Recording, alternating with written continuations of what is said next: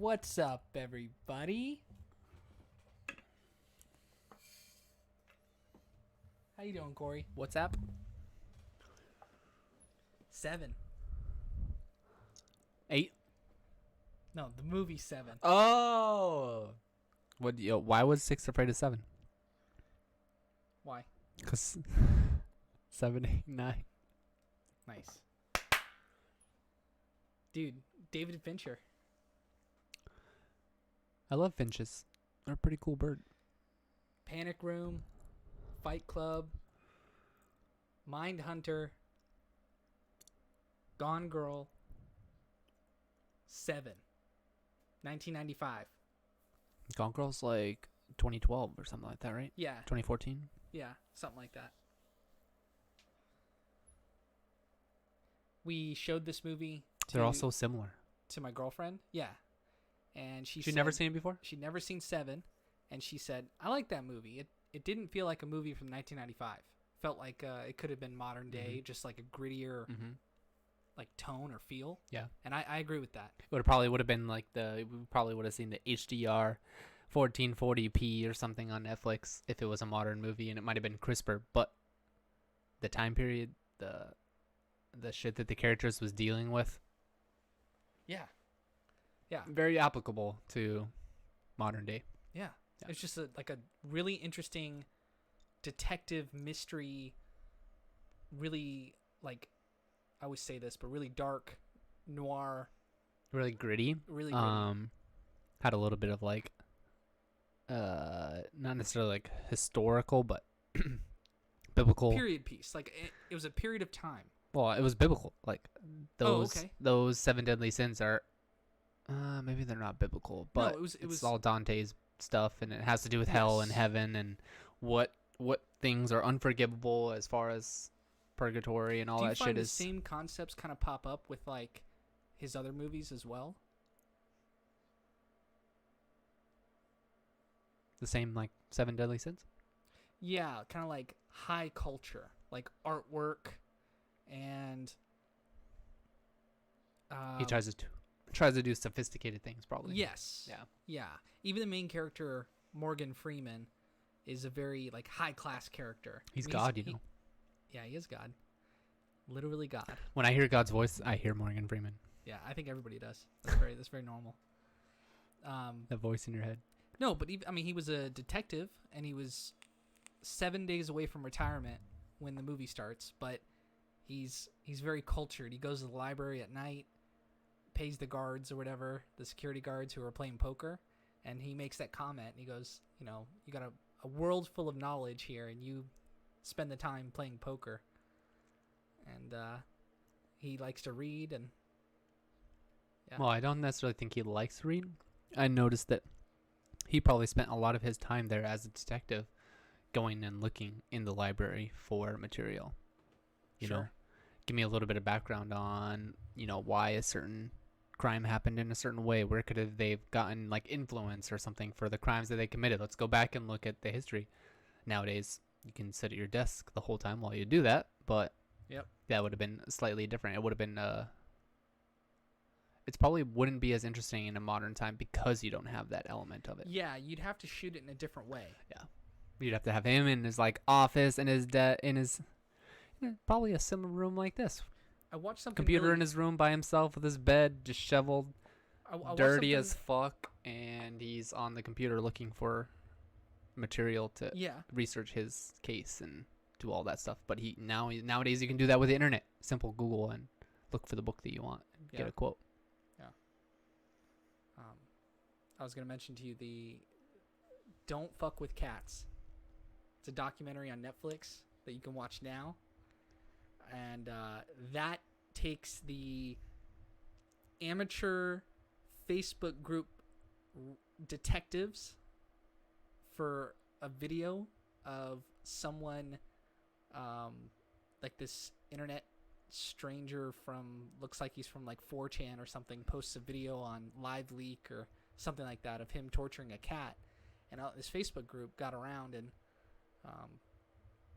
did their little detectives by like on the internet looking at what were the outlets in his room which country was he in, and his clothes that he was wearing, and the bedspread, and it's a really good documentary that the story spirals out of control. Oh yeah, just because you have video of you doing something, everyone there's a way to identify what's going on, and you take the crowd mentality aspect to it, and you're like, there's a high chance we figure this shit out type thing. Yeah. I love the Reddits where like, what is this, or where did this come from, or does anybody know what this is? Yeah. And they'll just throw a photo of what they find or a description and be like, oh, I know what that is. Like some random person will chime in and be like, I'm underground blah blah blah plumber or something, and that's blah blah blah. Or you find some old buried bullshit from a war, and some veterans like, oh yeah, that was the casing we used for da da da da da. Yeah, it's really interesting that you can almost find out anything about anything, but it's not perfect. Like it's not it's not guaranteed. You gotta take it with a grain of salt. And there's still unknowns in this world. It's just because you have access to information and knowledge doesn't mean that you critically think and apply it correctly, but also that you almost need like someone to guide you through the information. That's like there's still a value in having an expert in something. Yep. And so in this movie it was kind of detectives. Like one of them was a younger guy, Brad Pitt, who plays a really interesting, really good character in this movie, who thinks he's, like I've worked homicide before. I know what I'm doing. I've 5 years in a different district, in a different city, and I've seen dead bodies, and I've seen bad things. And Morgan's like, have you been in New York? All right, no? Shut the fuck up. Yeah. Watch and learn. Yeah. And they do not get along. Their first interaction is not a good one. That's straight at the top of the movie. You can see Brad Pitt's like standing there in the street in the rain. Of course, it's fucking pouring, which I thought was. It's always like an interesting element to an acting scene is like when you're drenched, you wearing normal clothes, and now you got to do this scene, and you're gonna get drenched while you're doing it, while you're talking in person. Yeah. And it was for 2 minutes of the movie. Yeah. Yeah. So. Yeah, it was an establishing shot. And you can see that his like not disappointment on his face, but his surprise and his like. He's almost like, all right, well, that was my first impression of the detective I'm going to be working under. Yep. And this might be a slog. I might be in for a slog, and you can tell that, oh, this guy's old. He doesn't really know. He's more methodical. He's not ready to go get it. Not young. He's just kind of like biding his time until he gets to retire. But lo and behold, he's like, I think you need me for this case. I'll stay on. Yeah. Yeah. Well, I mean, Morgan Freeman calls it from right at the start. He says, this is not the last murder that we're going to see. There's going to be a series of these. And this is methodical. Yeah.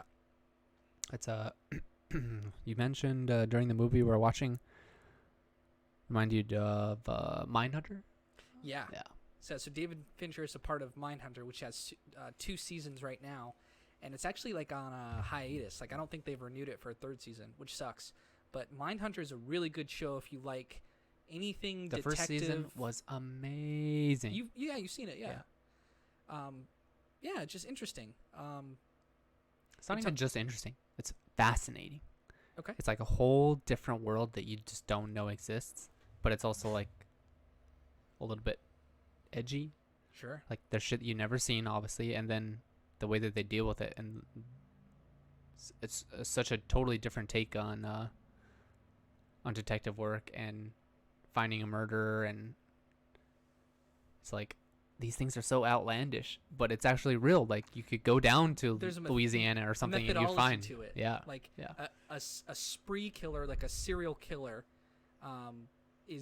has a system. It has a way of being. Like, if they're a single guy that's middle aged, or late 30s, early 40s, kind of a loner, has to dart around because bodies end up missing. They develop a profile of this person.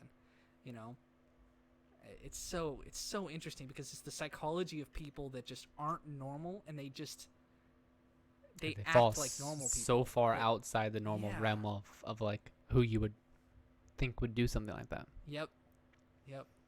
And this movie was very psychological, I would say. Oh yeah. I love myself a good detective story in the city, just there's one action scene in this movie. It's not even like it's kind of I noticed it's very like shaky cam. Like I was like this is not a good action scene. I think It's a it good was movie, though. appropriate for the movie. I agree. Yeah. Yeah.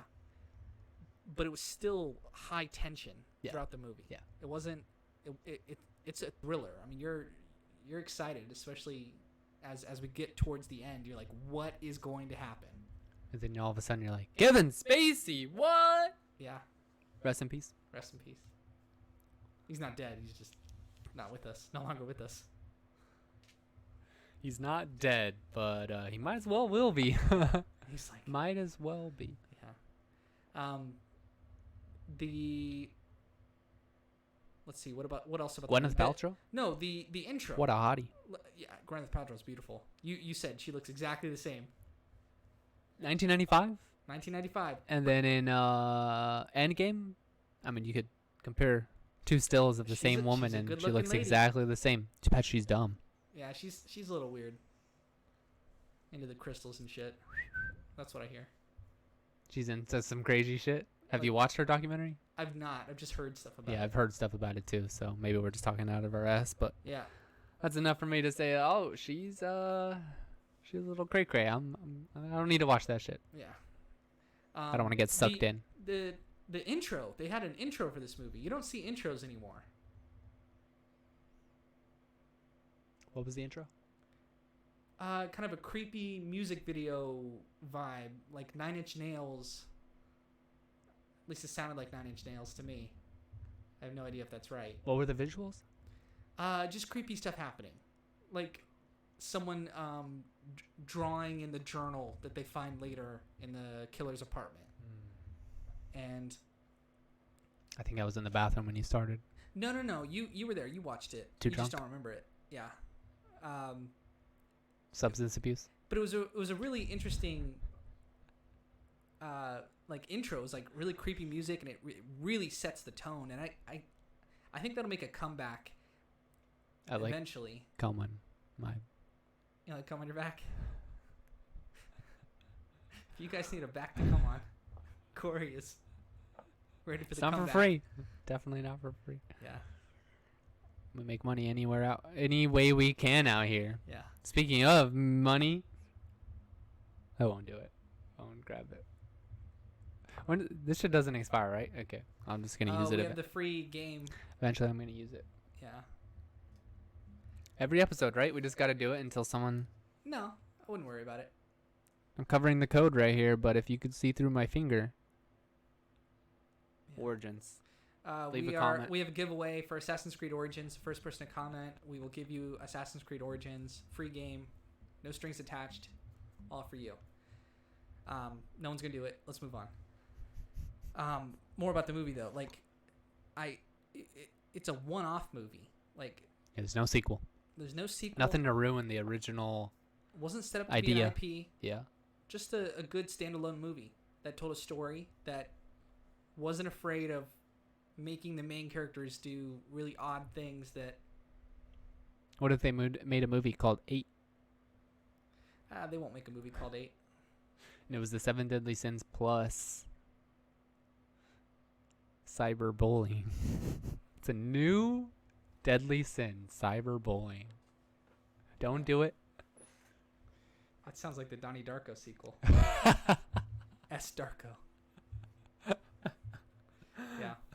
I really like that, like, little things in this movie that they didn't list Kevin Spacey, who ends up being the actor who plays the killer, and he's not revealed until the last 20 minutes of the film, which is an awesome choice.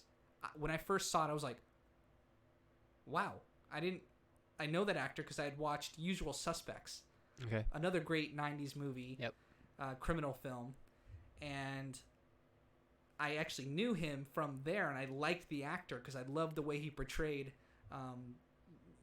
No spoilerinos or anything. You guys should go watch Usual Suspects if you haven't seen that. But his whole acting in that movie, very we'll method just bleep acting. it out. Every time you say something important, I'll go bleep. Yeah, you can do that. But they didn't list him in the opening credits, so you had no idea that you weren't on the lookout for a Right. Kevin Where's Spacey Kevin as an actor. Spacey? Where is he at? I saw his name in Yes. the beginning. And that's a good. That's And then a you good, can draw the conclusion of like, oh, the only character I haven't seen, the killer has to be Kevin Spacey, and it kind of sets you up. So Exactly. they like really keep you away from knowing anything about the movie in the beginning. So something different is that I was kind of on the lookout for Channing Tatum when I watched Hateful Eight because he was in the opening credits, and he's another character in a similar role where he only pops up in the last. He's only in the movie for like 20 minutes. Yeah, he plays a really great role as the brother, but I was sort of like, where is he? Where is he? Where is he? Oh, there he is. And I didn't mind it. I liked it, but if they had done something similar, that would have been cool. Yeah. I've But got in order for him to be in that movie, his contract said, "I want to be in the opening credits."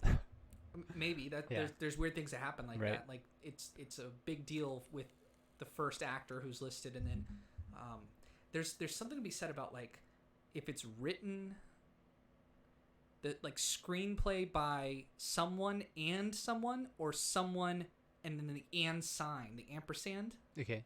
Those mean different things.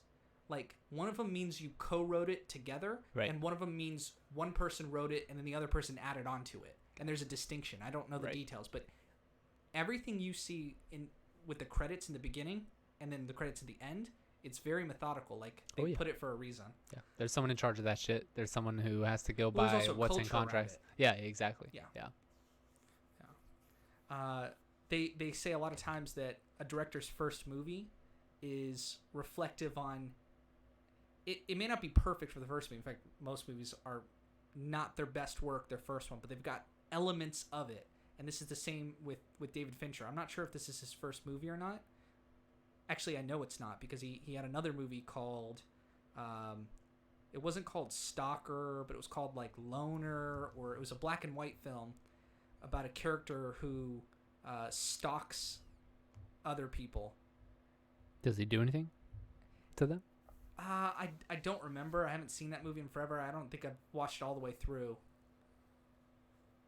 But Fight Club is what he's definitely known for. Oh, Social Network. That's Social Network. yeah, totally another The great Game. movie. No. Panic Room, of course. You already mentioned. Maybe it was Christopher Nolan that I'm thinking of because I get Christopher Nolan and David Fincher mixed up a lot because I like both their styles. But he they- did World War Z. Who? 2? Just Da- kidding. David Fincher? World War Z 2 is apparently coming out. Yeah, World War Z 2 is coming out. Another Brad Pitt movie. Not going to be as good as the book. Don't go watch it. I'm just kidding. I have never seen it before. Yeah, she's talking to Jurassic. Yeah. Maybe I'm incorrect on that. What was David Fincher's first movie? Are you able to? Is there anything before 1995? Because this had the feel of an early movie in a director's career. You know, Rick Springfield, Beat of the Live he's probably like, Drum. he probably helped out with that or wrote it or something. I mean, Alien 3, 1992. yeah, that maybe that's one of his first films. 7, 1995, and Fight Club, 1999. Yeah, Gone Girl was 2014. cool. I love him. Love him as a director. Girl with the Dragon Tattoo, is that the one with Daniel Craig? Yes. Well, I don't know if it's for sure that one, but It is. okay. Did we get a sequel to that? Like a non-foreign I sequel? don't know. I'm actually gonna go back and watch those now that you mention that because It was an interesting movie. I watched it like pretty young. Like I wasn't ready for it probably. So if I go back and watch it, super young. I watched this movie when I was like 14 or something. that explains a lot. 13. Yeah, it was. I remember going like, ugh. Like, is this? It's pretty graphic. It's pretty disturbing. Yeah. You got barbed wire wrapped around your legs. You got what was that? What else was gruesome? I just remember that, like the fat guy tied up with barbed wire around his legs. I was like, yeah. yikes. Self-mutilation Force-fed. on the woman. Or being fucked with a knife dildo. Yeah. Jeez. Yeah, a lot of crazy shit. It's like, who is thinking of this and writing it down? Right. And then let's shoot it for a movie. But I like it. I think I like all that stuff. You're desensitized probably. No, it still like hits me. I mean, yeah, I guess I'm desensitized, but I Well, because I noticed we watched another movie, Sergio. Yeah, you on weren't- Netflix. You didn't It was like a you didn't boring have movie. the emotional connect with that movie, which I thought was interesting. It felt like a Hallmark movie. It felt like low budget. It didn't feel like anything was put into the thought of no one's gonna watch this movie or anything like that. Like it's just a movie on Netflix that's a biopic, and nothing was interesting in the way dialogue is written. Whereas oppose that to Se7en, when they're talking about the case and trying to figure out stuff, if it's the captain of the police force, and it's Somerset, which is Morgan Freeman, and it's Detective Mills, who's Brad Pitt, the way those three are interacting, Morgan Freeman's standing, Brad Pitt's kind of sitting off to the side, and the captain's behind his desk, very like upright, and the way they edited that scene, or there was two of them, was super well.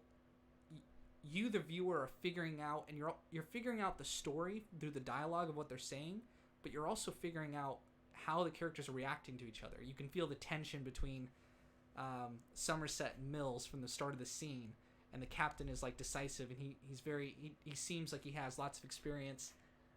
Nope, you're gonna do this, you're gonna do that, and that's storytelling that you're interested not only in the story, but you're interested in how they're telling the story. Yeah. And other movies, for example, the one we watched, Sergio, did not have that same storytelling art to it. And I wasn't interested. I liked the content. It was kind of interesting to see another side of the war on terror, those that were trying to do peaceful talks in the Middle East from the UN, who had nothing to do with the United States. But it wasn't, and I don't think it was an interesting story to anyone who wasn't interested in this specific person. Some people might be interested in a diplomat's kind of life, and this one kind of goes into like his love life and all the stuff that he was dealing with. A lot in the love life. They showed Wow, Anna de Armas all the time. A lot of Anna It's de almost a Armas. reason to watch the movie by itself. Yeah. Definitely recommend it. Yeah. You still have to watch the movie with Keanu and her, but yeah. Well, I'll leave you to that one. Yeah. I thought it was decent. I forget what it's called, like The Neighbors or something like that. Yeah. But he gets buried. Okay. It's fun. All right, I'm gonna have to watch it. Yeah. But yeah, I thought it was interesting they didn't have that. Sure, it wasn't like a super engaging movie, but I identified with the character. I understood where he was coming from. I understood his struggles. Let's stick with talking about Se7en, because fuck the other movie. Yeah. So, did you? We both know we like this movie. What did you like about it? Probably the mystery of it. Yeah. You don't know that it's Kevin Spacey. You don't know what's coming. Unless you Google the 7 deadly sins real quick, you may not know what's coming up next. You may not know what, sin of the murder is. The very end, obviously, 2 for 1 type of thing, like just the way they tied it up at the end, and very satisfying conclusion. Yeah, the brutality of it, and the tenseness too. You're always kind of on edge during the whole movie, like, oh, they found another murder. Did they find who it is? And the action scene kind of right in the middle of to kind of build it up and be like, oh, they found his home base, and now they know what's happening. So it was a moment of kept your excitement engagement the in whole the middle time. of the movie. Yeah. Yeah. It's we're on detective work. Oh shit, is that the guy? Yeah. He's got a gun, and now there's a chase scene, and now he's shooting at me. Yeah. And there's consequences to that Right. chase scene. Like our character gets hurt and potentially almost dies, and it's just it's a good breakup of the action. And it still ties into the end too. Where he's like, I broke your face instead of killing you, type thing. Yeah. So. Yep. It all tied together very well. There wasn't really any loose ends or things that you could like pick apart. So. Yes. I like solid movies where there's no room for error. You just get to kind of enjoy. You don't have to. Doesn't leave questions at the end. Yeah. And it wasn't like unbelievable. It was like, oh, that's bullshit. He wouldn't act that way, or he would. No, he was building the character up It's all to plausible. do what he did. It's all definitely plausible now. Like you go watch it now and you're like, that was actually kind of mild. But back in 1985, I'm sure it was a little bit more like, whoa. This is the benefit of rewatching movies that you like with really good crafting, is that you already know what's going to happen, but it's the setup. It's rewatching this now with knowing exactly what the ending's going to be. you watch every scene that Brad Pitt is in is like he's setting his character up for what he does at the end, and it's a beautiful thing. It's why it's worth for viewers that are watching this who probably have seen the movie Seven. Go rewatch it. You might pick up on these things, and just you'll see what we mean by it. The more times you watch a movie, the more you learn.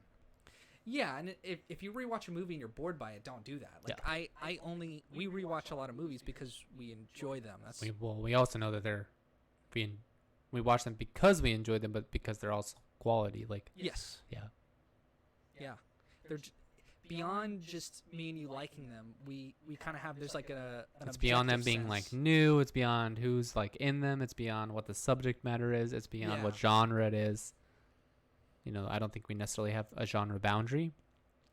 We've got a theme of the style of movies that we've been watching, though. I mean, we've been watching darker movies, criminal movies, gangster movies, like movies about like they're all gangster movies of society. Yeah, and like flawed characters. Like they're not really like happy movies. They're not like rom-coms or, you know. Yeah, rom-coms aren't interesting. They're like low effort. The first rom-com and the last rom-com. They're all the same. Yeah. They're definitely. It's literally romantic comedy. So there's going to be romance and there's going to be. I like some rom-coms. There's some good ones out there. Got to have someone to cuddle up with. Makes it more enjoyable. Yeah. All I have is my pillow. Yeah. My bottle of lotion. Any final thoughts on the movie? Nope. All right. Same Solid. here. I said everything I wanted to say. I'd give it a solid 9 out of 10. Yeah, this is a 4 out of 5 for me. It's 25 years old, still holding up. Yep. All right, guys. Interact with us. Leave us a comment. Tell us if you like the movie Seven. And put in your ass and see if you like it. See if you like it. Send us a message. Not about you that, but don't about the movie. movie. Yourself. Yeah. Please. Weirdo.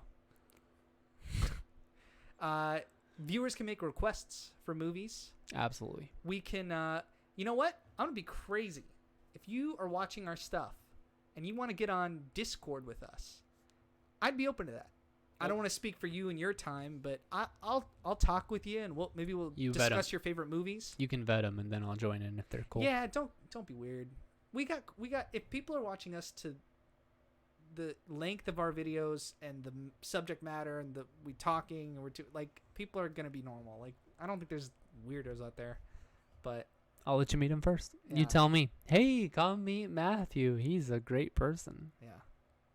No, but really, I mean, we're a small channel and we want to get some interaction and it'd be fun. Like tell us about your favorite movie or a couple of movies you like or a couple directors, and let's get something going. Like maybe we could watch something and do an episode on it, or have that person social distancing. I would record a conversation with someone and like put it on, edit it into one of these videos, or I mean, there's so many things we can do. So I'm just putting it out there. Let's see what happens. And yeah, I've been doing. We got a great platform for you guys if you want to be heard. Yeah, a lot of people listening to us. A lot of people. Big following. Yeah. We'll get there. We'll get there. Just keep watching movies, keep talking about them. Yeah? It's the plan. All right. Don't drink too much, guys. Wash your hands and don't stop touching your face and make sure you do some anal.